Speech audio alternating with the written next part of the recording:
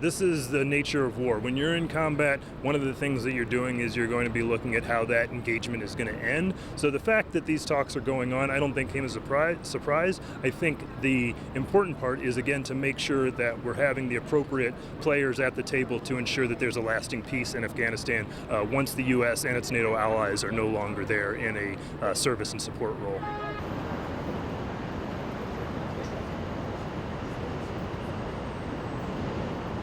The U.S. has been fighting in Afghanistan for 18 plus years, so it's not a surprise that we're having these discussions at a time right now.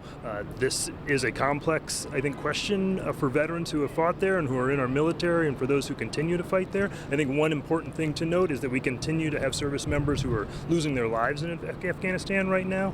We just heard about the death of a service member from Puerto Rico, so the key thing here to really remember is that we continue to have people serving and dying, getting hurt in Afghanistan.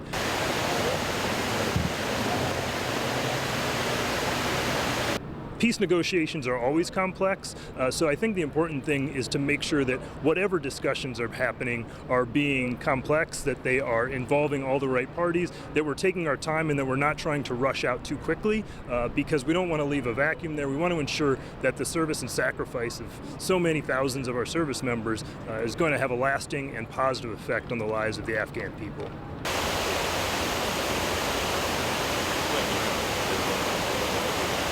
One thing that we like to point out is that 62% of our members feel that the effort that the U.S. is putting forth in Afghanistan is a worthwhile effort. So any talks around peace talks are going to get a divided opinion, I believe, from our veteran members because it has been such a long and complex engagement that we've been involved in there.